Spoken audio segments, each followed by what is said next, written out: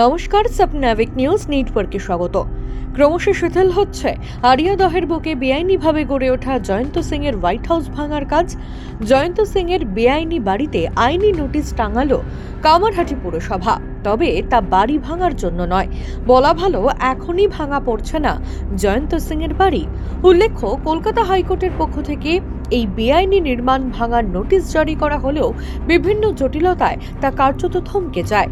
জয়ন্ত ছাড়াও পরিবারের বাকি সদস্যরা নিজেদের ওই বাড়ির বাসিন্দা বলে দাবি করতেই বাড়ি ভাঙার নোটিশে স্থগিতাদেশ দিয়ে বিষয়টি খতিয়ে দেখার নির্দেশ দেয় আদালত।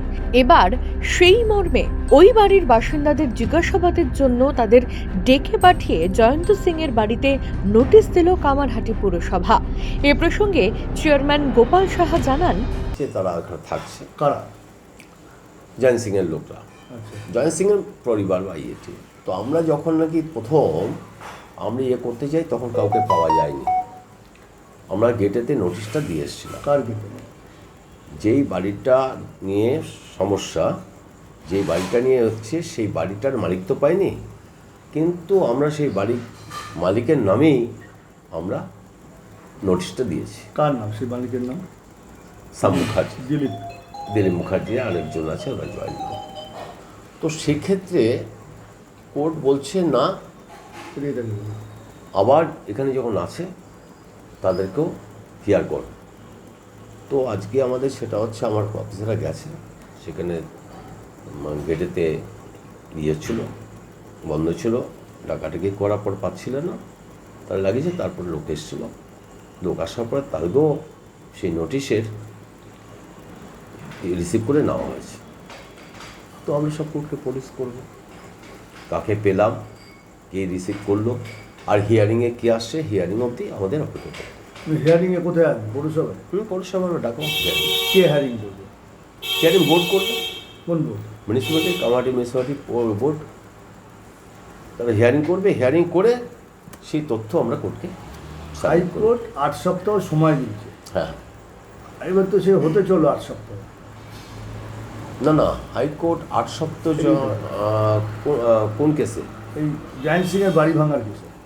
না, বাড়ি ভাঙার কেসে তো একটা ইয়ে হলো, আবার তো পরবর্তীকালে হিয়ারিংয়ের পর তো আমাদের একটা ইয়ে হলো, স্টে হলো।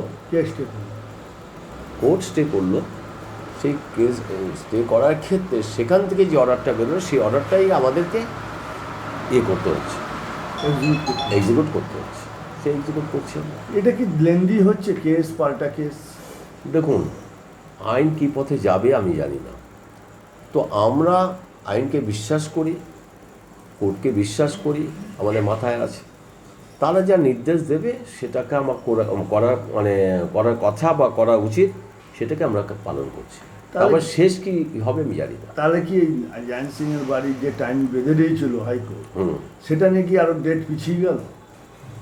অবশ্যই পিছিয়ে গেল। এখন দেখার আইনি চাতাকলে পড়ে আরিয়াদহের বুকে মাথা উঁচু করে দাঁড়িয়ে থাকে জয়ন্ত সিং এর অবৈধ রাজপ্রাসাদ, নাকি জট কাটিয়ে ভাঙা পড়বে এই বাড়িটি। রাজাদের স্বপ্নাবিক নিউজ, আরিয়াদহ। সমস্ত খবরের আপডেট পেতে লাইক করে সাবস্ক্রাইব করুন স্বপ্নাবিক নিউজ। সেই সঙ্গে বেল বাটন প্রেস করতে ভুলবেন না। আপনাদের একটা সাবস্ক্রিপশন আমাদের জন্য অত্যন্ত মূল্যবান। একই সঙ্গে ফলো করুন আমাদের হোয়াটসঅ্যাপ চ্যানেলটিও। জয় হিন্দ।